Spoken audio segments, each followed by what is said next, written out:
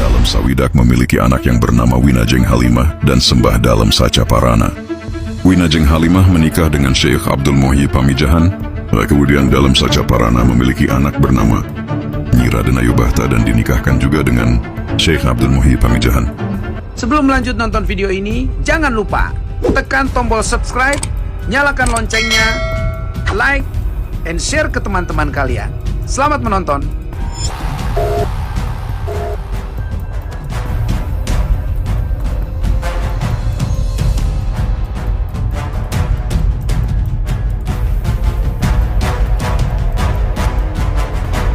Keluarkan dunia dari hatimu. Dekatkan hatimu dengan keimanan.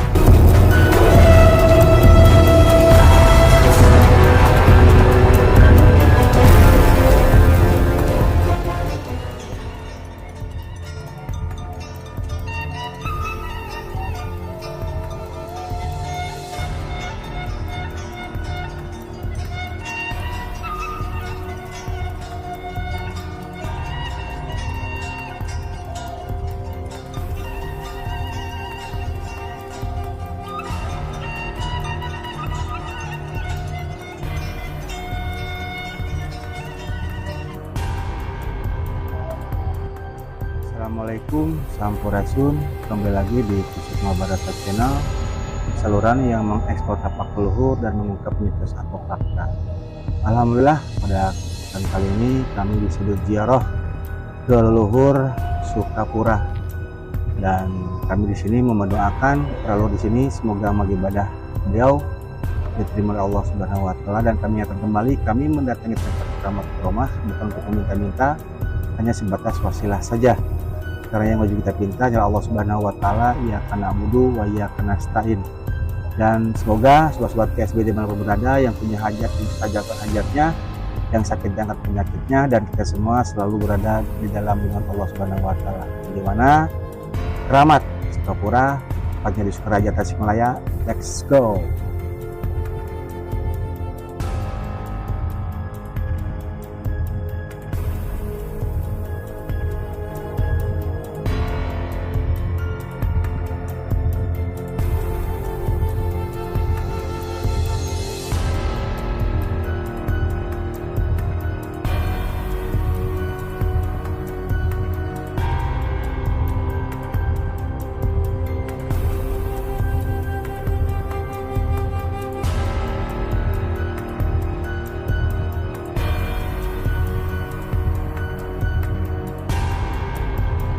Dalem Sawidak adalah tokoh sejarah yang sangat penting dalam sejarah Kabupaten Sukapura yang merupakan cikal bakal dari Kabupaten Tasikmalaya. Beliau dikenal sebagai bupati yang paling terkenal dan dianggap paling berhasil dalam melaksanakan pemerintahannya. Nama asli jabatan awal, Raden Anggadipa atau Raden Aryadipa. Beliau bergelar Raden Tumenggung Wiradadaha III. Julukan Dalem Sawidak memiliki arti yang khas dalam bahasa Sunda. Sawidak dalam bahasa Sunda berarti 60-60. Beliau dijuluki Dalem Sawidak karena memiliki jumlah putra-putri atau keturunan yang sangat banyak, yaitu sekitar 60 hingga 62 orang dari beberapa istri. Kekayaan keturunan inilah yang membuat beliau sangat dikenal dengan julukan tersebut. Beliau menjabat sebagai Bupati Sukapura sekitar tahun 1574 Masehi hingga 1773 Masehi. Pusat pemerintahannya berada di Lewiloa, Sukaraja. Dalem Sawidak dikenal sebagai salah satu Bupati Sukapura yang paling top, terkaya, dan paling berhasil dalam menjalankan roda pemerintahan. Beliau berhasil menyatukan dua kekuatan utama di Tatar Sunda, yaitu Umaro, pemimpin pemerintahan Adipati, dan Ulama, pemimpin agama. Persahabatannya dengan ulama besar Syekh Abdul Muhyi sangat erat. Syekh Abdul Muhyi bahkan diangkat sebagai mufti atau penasihat adipati di bidang spiritual dan keagamaan, membuat pemerintahan Dalem Sawidak menjadi sangat solid. Beliau memberdayakan anak-anaknya untuk menduduki posisi penting dalam pemerintahan. Putra pertama, Raden Yudanegara, diangkat menjadi pati dan panglima pertahanan. Raden Subhamanggala menjadi pati urusan administrasi dan diplomasi. Raden Abdul menjadi pati bidang pertanian. Raden Indra Taruna menjadi pati urusan anggaran dan keuangan. Jumlah keturunan Sekitar 60 hingga 62 orang inilah alasan utama julukan Dalem Sawidak. Setelah wafat, Raden Tumenggung Wiradadaha III Dalem Sawidak digantikan oleh putranya, Raden Subamanggala, dengan gelar Raden Tumenggung Wiradadaha IV.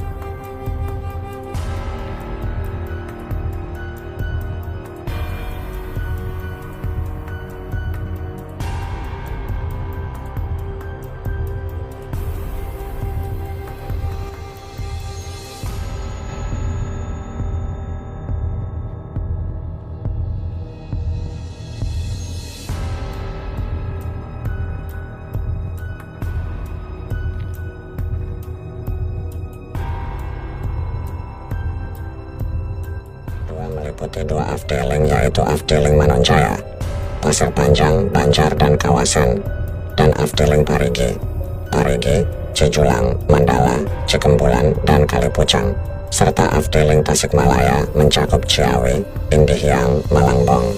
Setelah memiliki wilayah yang luas, ibu kota Sukapura dipindahkan ke Manonjaya.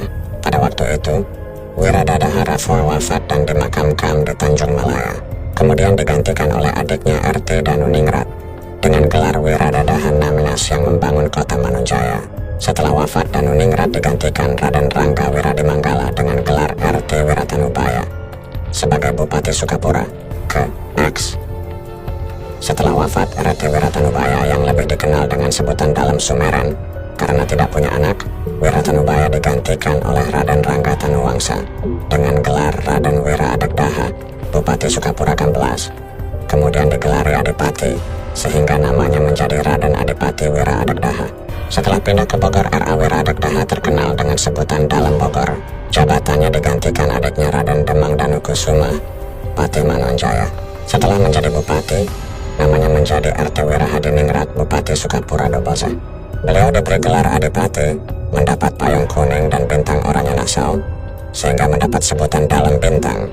Dalem Bintang wafat, penggantinya adalah Raden Rangga Wiratanuwangsa, putranya Dalem Bogor.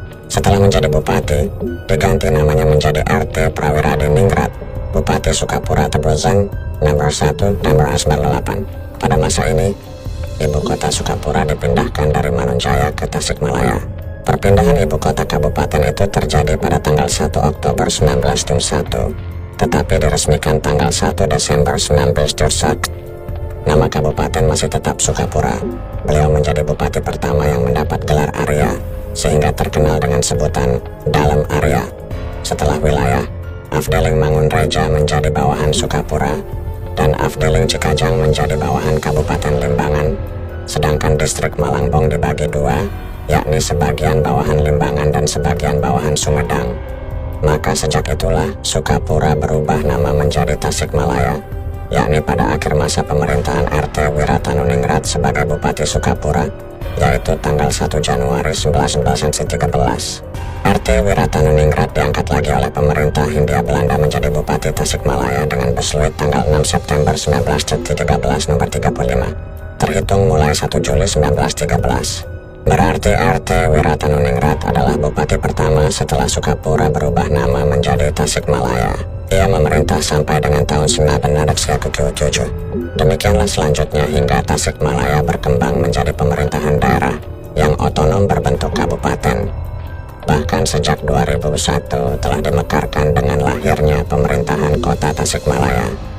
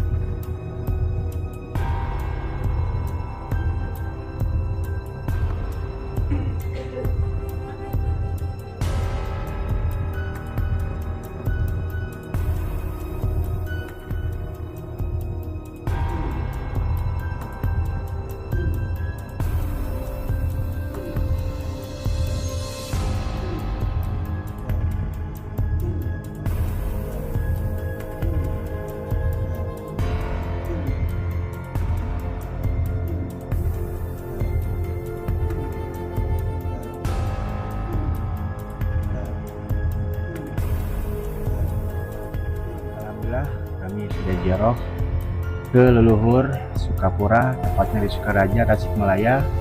Mudah-mudahan kita semua selalu berada di dalam Allah Subhanahu wa Ta'ala, yang sakit dan penyakitnya, yang punya hajat mustajabkan hajatnya. Namun jangan lupa bantu doa, bantu support agar kami bisa terus berkarya mengeksplor tapak-tapak leluhur kami. Serta KFB Official mengucapkan mohon maaf yang sebesarnya apabila ada salah kata atau tingkah laku yang kurang berkenan. Assalamualaikum, sampurasun, salam kuncup Nusantara.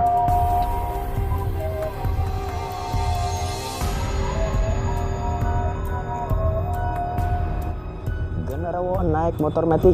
Assalamualaikum barudak mistik. Lagi dan lagi, Sobat Baraya KSB, kita eksplor kembali setelah vakum seperti Noah. Akhirnya kita eksplor kembali, Sobat Baraya. Kali ini kita ada di tempat di mana makam keramat. Tapi di sini saya menekankan kembali, kami keluarga KSB datang ke tempat keramat bukan untuk meminta-minta ataupun membawa yang aneh-aneh seperti meminta dolar, meminta rupiah. Tidak mungkin. Masa di dalam batu ada dolar, ada rupiah? Tidak mungkin. Apalagi meminta untuk kekayaan lewat slot, dan tidak mungkin. Makanya harapan saya, janganlah di tempat keramat untuk meminta-minta yang aneh-aneh, menjadi kaya raya gitu. Janganlah. Ingat ya. Sekarang materi hari ini saya akan membahas tentang MBG, makanan bergizi gaib. Di mana hari ini seluruh masyarakat gaib sedang bingung di mana MBG katanya berbahaya. Padahal mah kuntilanak jeung genderuwo gen teu rame da. Mana kudu rame nih MBG, cekanya biasa we. Padahal mah misalkan MBG di dunia gaib ya, genderuwo misalkan dahar suwir ayam keracunan, misalkan genderuwo modal jadi megang kan, jadi abom-bom gitu, punten abom-bom misalkan. Kuntilanak misalkan keracunan buah anggur misalkan, kan lo pada terekelan tangkal gitu, keracunan buah anggur misalkan, gara-gara MBG gitu, makanan bergizi gaib. Tong jadi masalah gitu, misalkan aya masalah di MBG ayeuna, kita jadi pelajaran lah, berarti kudu evaluasi diri untuk pemerintahan gaib kali ini gitu. Yang harapanna mungkin untuk masyarakat gaib, geus lah MBG menikene diubahkeun we, aya mending keneh genderuwo jeung kuntilanak dan lain-lain di tempat ini diberena ulah makanan bergizi lah. Tapi pekerjaan gitu, tempat layak huni gitu, teh caricing di tempat-tempat karya gitu, loba reungit aslina anjeun teh tadi kegetret aneh. Dan masalah sieuna soalnya engkau ilham tidak takut kali ini, karena kenapa siang hari. Sekali lagi ya, di tempat karuhun jangan pernah meminta-minta yang aneh-aneh, apalagi meminta uang. Sekali lagi, kekayaan tidak boleh. Dan sekali lagi, kita sebagai generasi muda yang tersisa di masa digital kali ini, di pemerintahan hari ini, jangan melupakan sejarah atau budaya karuhun, bahwasannya kita sekarang ada karena adanya karuhun yang sebelumnya. Hatur nuhun Sobat Baraya KSB. Wassalamualaikum warahmatullahi wabarakatuh.